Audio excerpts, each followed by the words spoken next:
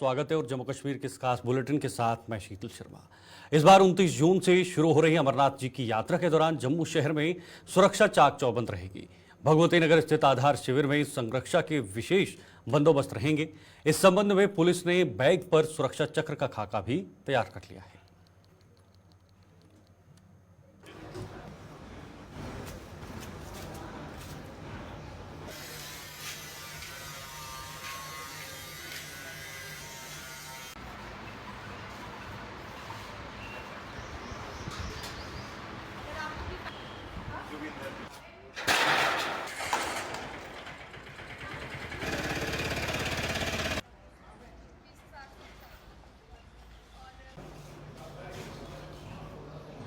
चलिए इन तैयारियों पे हम बातचीत करेंगे शिल्पा शर्मा के साथ। इस वक्त हमारे साथ जुड़ चुके हैं हमारे सहयोगी हैं। शिल्पा, अमरनाथ की यात्रा जो है वो 29 जून से शुरू होनी है।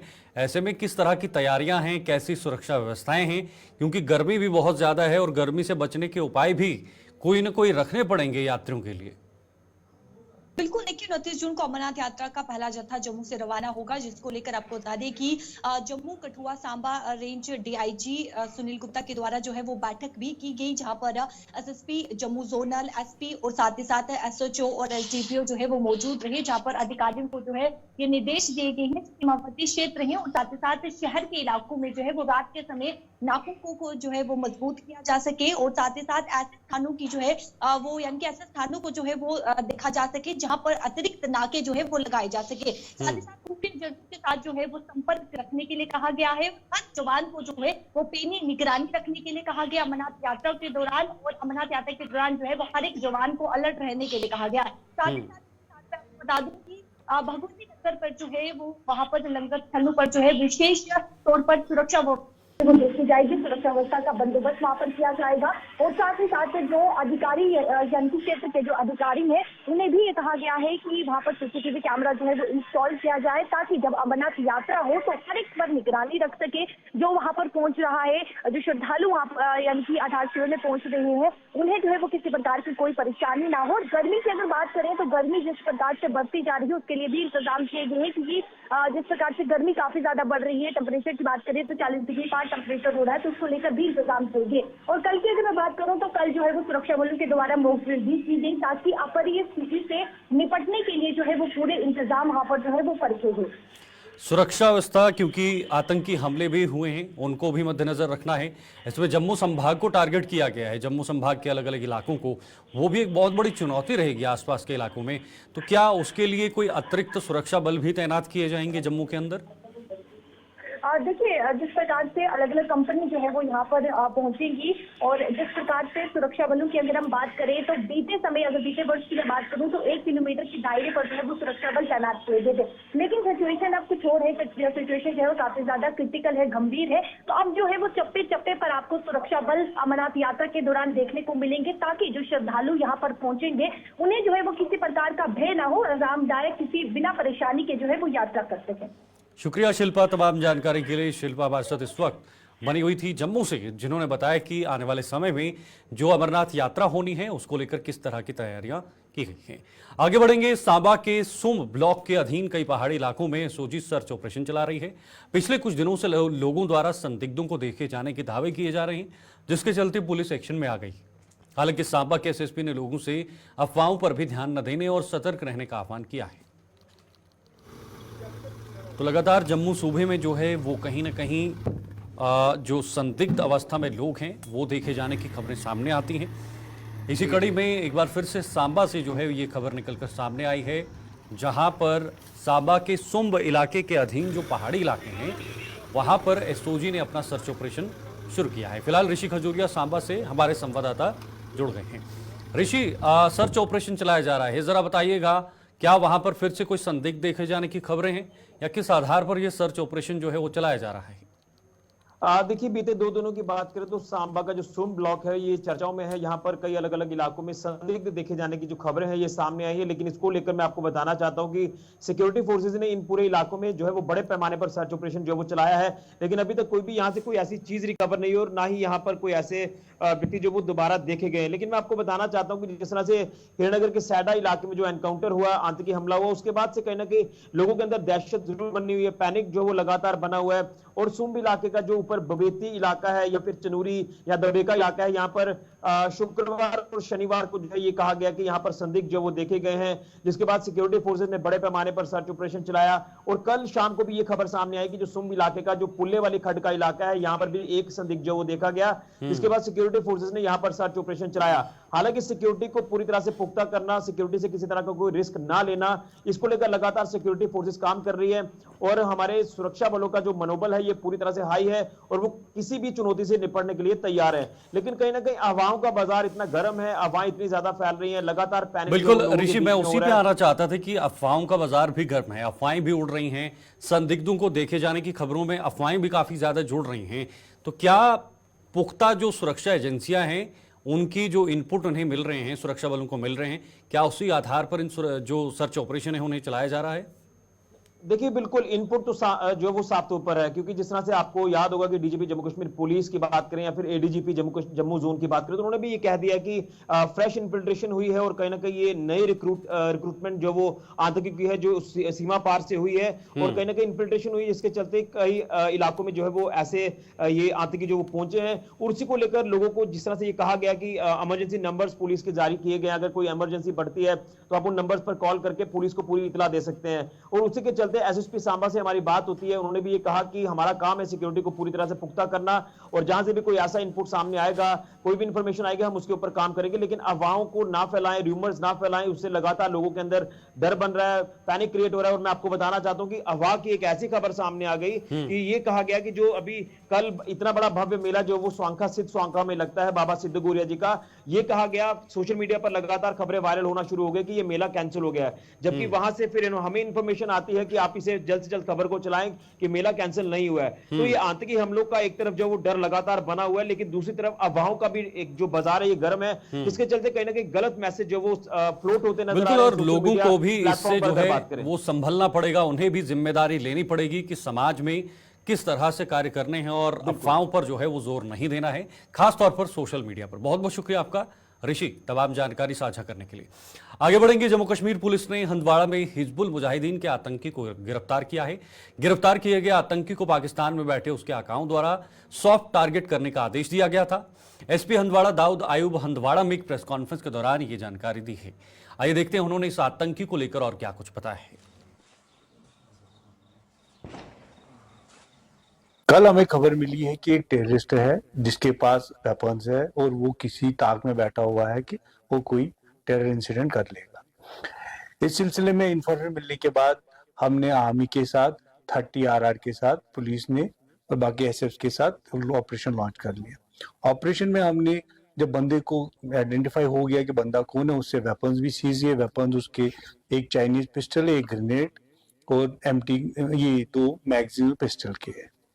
तो इसमें हमने एफआईआर 124/2024 हंदवाड़ा पुलिस स्टेशन में लगा दिया है। ये एक्यूज जो आइडेंटिफाई हुआ, जो ये टेररिस्ट था, ये आइडेंटिफाई हुआ जाकिर हमीद मीर सन ऑफ अब्दुल हमीद मीर कचरी चोगल का। सर ये कब से इन्वॉल्व था और कितने लोग सस्पेक्टेड है कि जो लगता है कि आपको ये टच में होंगे उसके? अभी इन्वेस्टिगेशन चल रही है। जब बसोली की रंजीत सागर झील में बनारस की तर्ज पर क्रूज बोट चलना शुरू हो जाएंगे। बसोली बनी और सरथल तक के इस टूरिस्ट सर्किट में सबसे बड़ा क्षेत्रफल रंजीत सागर झील का है, जिसे सरकार पहले ही अंतर्देशीय जलमार्ग के रूप में मान्यता दे चुकी है। आधिकारिक सूत्रों की माने तो केंद्र सरकार को भारत दर्शन चरण 2.0 के तहत 300 करोड़ रुपए की परियोजनाएं बनाकर भेजी गई हैं, जिनसे इन इलाकों के दिन बदलेंगे।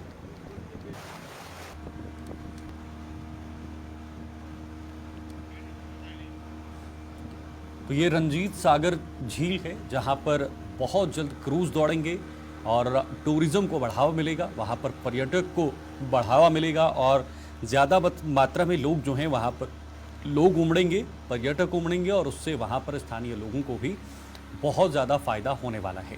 तो ये तस्वीरें बने की हैं जहाँ पर क्रूज़ दौड़ने की जो खबरें हैं वो बहुत जल्द सामने आ रही हैं कि यहाँ पर बहुत जल्द क्रूज़ दौड़ेंगी और बहुत ही खूबसूरत नज़ारा जो है वो यहाँ पर बनेगा।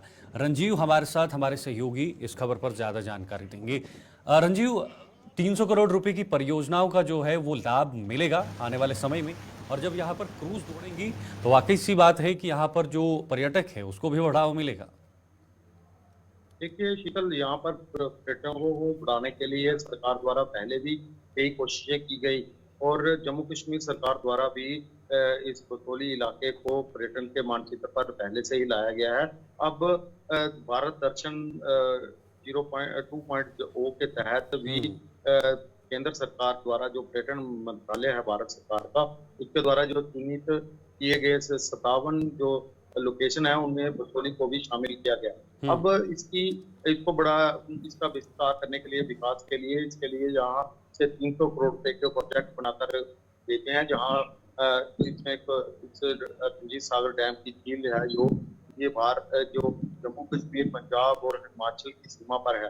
तो यहाँ पर जल मार्ग, जो राष्ट्रीय जल मार्ग है, उसको भी पहले से ही घोषणा हो चुकी है, क्योंकि इसको जल मार्ग 84 के रूप में जो है वो विकसित किया गया है। तो यहाँ पर क्रूज बोट जो है वो दौड़ने लगेंगे आने वाले समय में, जिसके लिए एक परियोजना जो है वो तैयार करके भेजी है पर्यटन विभाग को। और यहाँ पर पर्यटन विभाग के साथ साथ यहाँ के 3 स्टार होटल, 5 स्टार होटल्स वो बनाने की भी कवायद जो है वो की जाएगी। उसके लिए भी प्रस्तावित जगह को भी चिन्हित किया गया है। तो क्या समय तय किया गया है, समय सीमा तय किया गया है कि कब तक ये तैयार होगा, कब तक लोगों को इसकी सौगात मिलेगी? देखिए, भारत दर्शन 2.0 के तहत सरकार द्वारा इस साल आने वाले जो फाइनेंशियल ईयर है उसमें जो 300 करोड़ रुपए का प्रोजेक्ट है, उसको मंजूरी मिलती है तो जल्द ही आने वाले 4-5 महीने में यहाँ पर क्रूज को लेकर या पर्यटन को बढ़ाने के लिए ये काम शुरू हो सकता है। लेकिन यहाँ पर इसके साथ साथ, क्योंकि बसोली नगरी जो है वो पहले से ही अंतर्राष्ट्रीय ख्याति प्राप्त है, चाहे पश्मीना शाल हो, चाहे अपनी कलाकारी के लिए बसोली पेंटिंग के लिए जानी जाती है, उसको भी यहाँ पर जीआई टैग जो है वो पहले से मिल चुका है। तो उसके चलते इस इलाके में पर्यटन को बढ़ावा देने के लिए जो सरकार की कोशिशें हैं वो अब रंग लाना दिखाई दे रही है कि आगे आने वाले समय में यहाँ पे काफी विकास होगा और यहाँ पर रोजगार के साधन बढ़ेंगे। जो मत्स्य पालन का जहाँ पर बिजनेस है लोगों का, उसको भी बढ़ावा मिलेगा। और जो क्रूज का एरिया है वो करीब जहाँ पर जो जल मार्ग को चिन्हित किया है वो 44 किलोमीटर का है। वो चला गांव से शुरू होकर गटियार तक है, जो सेवा डैम के पास लगता है। एक तरफ का इलाका है, बनी का इलाका है, दूसरी तरफ ये कठुआ के इलाके के साथ मिलने वाला एरिया है। जो 44 किलोमीटर का स्ट्रेच है, यहाँ पर क्रूज जो है वो दौड़ेंगे और लोग यहाँ पर पर्यटक यहाँ पर बड़ी संख्या में आए हैं। साथ में ये इलाका भद्रवाह के साथ ही लगता है और सरपंच से होते हुए जो पर्यटक हैं वो भद्रवाह की वैली का भी नजारा ले सकते हैं। तो पूरा इलाके में टूरिज्म को बढ़ाने के लिए सरकार की ये पहल काफी कारगर सिद्ध होने वाली है और आने वाले समय में इस इलाके के लोगों का जो आर्थिक उत्थान है वो भी होगा, क्योंकि यहाँ पर पर्यटक आएंगे तो लोगों का रोजगार भी काफी बढ़ने वाला है और आने वाले समय में जम्मू कश्मीर में ये एक मील का पत्थर भी साबित होगा। धन्यवाद रंजीव जी, धन्यवाद रंजीव, बहुत बहुत शुक्रिया आपका जानकारी साझा करने के लिए। और अगर यहाँ पर टूरिज्म को बढ़ावा दिया जाता है तो इससे सीधे सीधे यहाँ के स्थानीय लोगों को भी फायदा होने वाला है। तो आगे बढ़ेंगे। ईद का त्यौहार आज देश दुनिया में हर्षोल्लास के साथ मनाया जा रहा है। जम्मू कश्मीर में भी आज ईद के अवसर पर ईदगाहों में श्रद्धा का सैलाब उमड़ पड़ा, जहां मुस्लिम समुदाय ने ईद की नमाज अदा कर देश के साथ साथ जम्मू कश्मीर की शांति व खुशहाली के साथ साथ अपने अपने परिवारों की सुख समृद्धि की दुआएं मांगी है। बात करें अगर जम्मू की, तो यहां ईद के अवसर पर जगह जगह स्थित ईदगाहों में आज सुबह मुस्लिम समुदाय ने नमाज अदा कर एक दूसरे के गले मिलकर इस त्यौहार की मुबारकबाद दी है। कुछ सियासी दलों के नेताओं ने भी ईदगाहों में पहुंचकर नमाजियों को ईद की मुबारकबाद दी। तमाम दुनिया में बसने वाले इंसानों और ख़ास तौर पर हिंदुस्तान के कोने कोने में बसने वाले तमाम इंसानों को इस मुबारक मौके पर ईद की मुबारकबाद देते हैं। और जैसे हम लोग इस ईद के मौके पर बग़ैर किसी कौमियत के, बग़ैर किसी मज़हब के, बग़ैर किसी फ़िरका वारियत के एक दूसरे से मिलते हैं, गले लगते हैं, मिठाइयाँ तक़सीम करते हैं। हत्ता कि हमारे मुसलमान व भाई अगर उनके पड़ोस में कोई गैर ईमान वाला भाई रहता है उसको मिठाई देते हैं, उसको कोई गिफ्ट देते हैं, उसके बच्चों को गिफ्ट देते हैं। ये मोहब्बत का एक पैगाम होता है। हमारी ये दुआ भी रहेगी और ये पैगाम भी रहेगा। ये मोहब्बत का पैगाम हमेशा आम रहना चाहिए, सिर्फ़ एक दिन के लिए नहीं बल्कि हर दिन के लिए। और ख़ास तौर पर जम्मू के अंदर अब आपसी भाईचारे, आपसी प्यार मोहब्बत की एक मिसाल दी जाती है। ईद की नमाज़ हो जाती है, ईदगाह के बाहर हमारे गैर ईमान वाले भाई, चाहे वो हिंदू कम्युनिटी से ताल्लुक़ रखते हो, चाहे ईसाई से, चाहे सिख से, चाहे दीगर कम्युनिटी से ताल्लुक़ रखते हैं, वो मुसलमानों के दरमियान मिठाइयाँ और मीठी चीज़ें तक़सीम करते हैं। हम उनके शुक्रगुज़ार हैं और उनके लिए दुआ गो हैं। अल्लाह उनको बेहतरीन बदल दे दे और ये प्यार मोहब्बत का पैगाम हमेशा बाकी रहना चाहिए।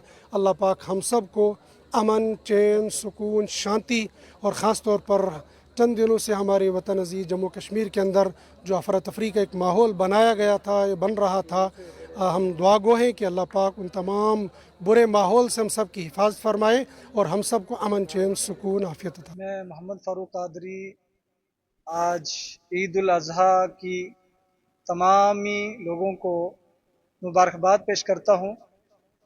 ये मुक़द्दस दिन जो ख़ास करके बरकतों वाला, रहमतों वाला दिन है, ये सब लोगों के लिए बरकतें और रहमतें लेकर के आता है। और ख़ास करके अल्लाह ताला की बारगाह में दुआ है कि अल्लाह ताला हमारे मुल्क हिंदुस्तान, जम्मू व कश्मीर और सारी दुनिया के लिए इस दिन को मुक़द्दस, बरकतों वाला, रहमतों वाला, सादतों वाला बना दे और ख़ास करके हमारे मुल्क हिंदुस्तान के अंदर खुशियाँ दुबाला हो जाएं। आज का दिन बड़ी बरकतों वाला दिन है, जिस दिन हज़रत इब्राहीम अलैहिस्सलाम ने अपने बेटे हज़रत इस्माईल अलैहिस्सलाम की कुर्बानी अल्लाह ताला ने पेश की। उन्हीं के अदा को आज ज़िंदा करने के लिए, हज़रत इब्राहीम अलैहिस्सलाम की उस सुन्नत को ज़िंदा करने के लिए अल्लाह ताला ने उम्मत मुहम्मदिया सल्लल्लाहु अलैहि वसल्लम पर हर साहिब निसाब के लिए कुर्बानी वाजिब कर दी है। तो आज का दिन जो है ये कुर्बानी देने का दिन और फिर आज का दिन ईद उल अज़हा का दिन है। ये बड़ी बरकतों वाला दिन है। अल्लाह ताला की बारगाह में दुआ है अल्लाह ताला हम सब को इस मुक़द्दस दिन की बरकतों से मालामाल फरमाए। जम्मू के अलावा सूबे के अन्य जिलों में भी आज ईद के त्यौहार की रौनक देखी जा रही है। डोडा, कठुआ, उधमपुर और पुंछ सहित अन्य जिलों में भी आज नमाजियों ने ईदगाहों में नमाज अदा की और एक दूसरे के गले मिलकर इस पर्व की मुबारकबाद दी है। ईद पर इन सभी जिलों में सुरक्षा के भी पुख्ता बंदोबस्त किए गए थे।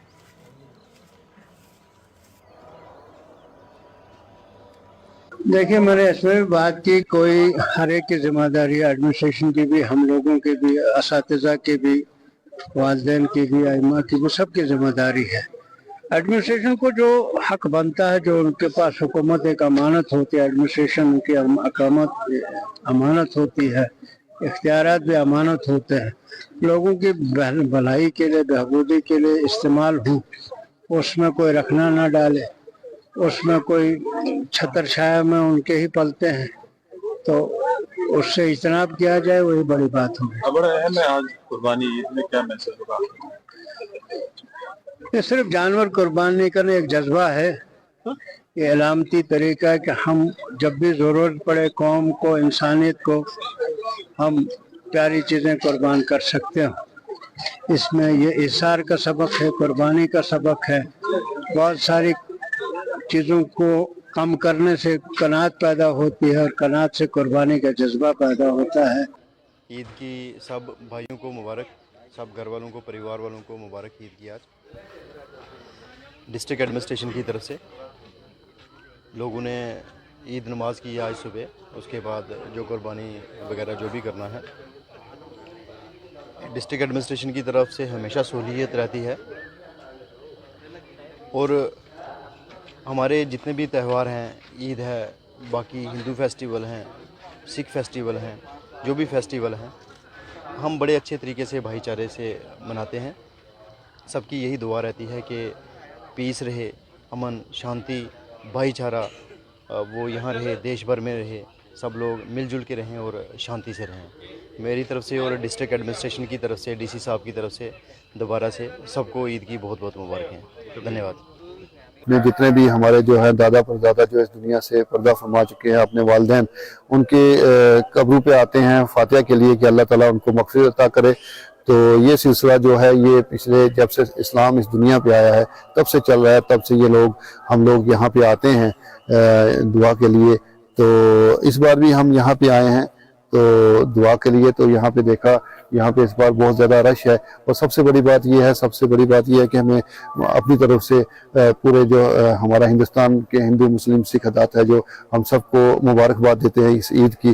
और ये जो हमारा पुंछ के, खासकर हमारे डिस्ट्रिक्ट पुंछ के अंदर जो हिंदू मुस्लिम जो भाईचारा है वो कायम है, उनको भी हम मुबारकबाद देते हैं। और आज ईद उल अज़हा का मुबारक दिन है और जैसा कि आप देख रहे हैं कि हज़ारों की तादाद में लोगों ने आज ईदगाह आदर्श कॉलोनी उधमपुर में और डिस्ट्रिक्ट की तमाम जितनी भी मसाजिद हैं उनमें नमाज ईद उल अज़हा की नमाज जो अदा की गई पीसफुली तरीके से अदा की गई। और आज का दिन कुर्बानी का दिन है और मेरी एक अपील रहेगी लोगों से कि लोग जो कुर्बानी अपने अपने घरों में करें, उसका जो वेस्ट है वो सड़कों में ना दिखे, बाहर ना दिखे, ज़मीन में दबा दिया जाए ताकि दूसरे किसी आदमी को इस चीज़ की दिक्कत ना हो। तो आज ईद उल अज़हा का दिन है तो मेरी तरफ से मस्जिद डेवलपमेंट कमेटी ईदगाह आदर्श कॉलोनी उधमपुर की हर साल की तरह इस बार भी जम्मू के पुराने शहर के बाजार गर्मियों की छुट्टियों के लिए सिलसिलेवार ढंग से बंद रहेंगे। शहर की पुरानी मंडी, राजतिलक रोड, पटेल बाजार और लिंक रोड और राजेंद्र बाजार 20 जून से लेकर 23 जून तक बंद रहेंगे। यह फैसला बाजार एसोसिएशन के प्रधानों से एक बैठक में सर्वसम्मति से लिया है। कारोबारियों ने लोगों से इन 4 दिनों में खरीदारी के लिए न आने का आह्वान किया है।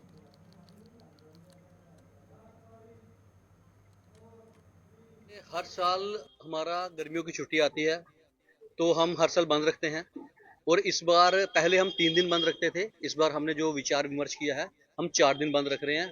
उसमें 20 तारीख है, 21 तारीख, 22 और 23 को ये हमारे सभी बाजार, राजतिलक रोड, पुरानी मंडी, लिंक रोड और उसके बाद आ गया राजेंद्र बाजार, सभी बाजारों के जो प्रेसिडेंट थे हम मिलके बैठे थे और हमने ये डिसाइड किया था कि 20, 21, 22 और 23 को हम छुट्टी रखेंगे। और मैं सभी जम्मू वासियों से आपके चैनल के माध्यम से एक अनुरोध करता हूँ, अपील करता हूँ कि इन 4 दिनों में यहाँ पे कोई भी दुकान आपको खुली नहीं मिलेगी। ऑलमोस्ट सभी पूरा बाजार ही बंद होगा। बीच में इक्का दुक्का कोई दुकान अगर खुल भी गई तो वो आपको जो अगर 500 की कोई चीज़ मिलती है तो हो सकता है वो 1000 की लगाए। तो इन 4 दिनों में यहाँ पे ना आए। और गर्मियों की हम हर साल छुट्टी मनाते हैं, सभी मनाते हैं और क्योंकि हम बिजनेसमैन हैं हमें कोई छुट्टी तो ऐसे होती नहीं है, इसीलिए हम सभी बाज़ारों में ये डिसाइड किया गया है इन 4 दिनों हमारा बाज़ार बंद रहेगा। और मैं एक बार पुनः सभी अपने जम्मू वासियों को आज ईद के मौके के ऊपर भी बधाई देता हूं। और इसी के कारण हमने इस बार जो हमारी जो डेट थी हमने 20, 21, 22 और 23 को की थी कि किसी को भी कोई प्रॉब्लम ना आए, सभी अपने खुशी से शॉपिंग कर सके और किसी को कोई प्रॉब्लम ना आए। सभी हमारे जो जितने भी प्रधान है सभी ने ये सोच के किया था, डिसाइड किया था हम 20, 21, 22 और 23 को छुट्टी रखेंगे जैसे हर साल रखते हैं। साल की तरह इस बार भी जो है गर्मियाँ शुरू हो चुकी हैं, जून का महीना चल रहा है, तो आप भी जो छुट्टियाँ मनाने के लिए जा रहे हैं, किस डेट को जा रहे हैं और क्या कहेंगे लोगों को? देखिए, राजतिलक रोड ट्रेडर एसोसिएशन ने ये फैसला किया है कि हम 20 तारीख, 21, 22 और 23 4 दिन की छुट्टियां जा रहे हैं। और इस गर्मी में हम तो कहते हैं ये 5 दिन की करनी चाहिए थी, चलो 4 दिन के लिए भी हम अपने परिवार के साथ कहीं जा सकते हैं। और हमारा बाजार 4 दिन के लिए बंद रहेगा, राजतिलक रोड ट्रेडर। तो ये हर साल की तरह इस साल भी हमने जम्मू कश्मीर के पहले डोगरा शासक महाराजा गुलाब सिंह के राजतिलक के आज 202 साल पूरे हो गए हैं। आज ही के दिन 1822 में शेर पंजाब महाराजा रंजीत सिंह ने अखनूर के जियो पोता घाट पर महाराज गुलाब सिंह का राजतिलक कर उन्हें जम्मू कश्मीर का पहला डोगरा शासक बनाया था। इस विशेष दिन पर आज महाराजा गुलाब सिंह राजतिलक सेलिब्रेशन कमेटी द्वारा पर्यटन विभाग के सहयोग से अखनूर के जियो पोता घाट पर एक कार्यक्रम का आयोजन किया गया। इसमें डीडीसी सदस्य भारत भूषण और डोगरा सदर सभा के अध्यक्ष गुलचैन सिंह चाड़क सहित कमेटी के सदस्यों ने महाराजा गुलाब सिंह को भावभीनी श्रद्धांजलि दी है।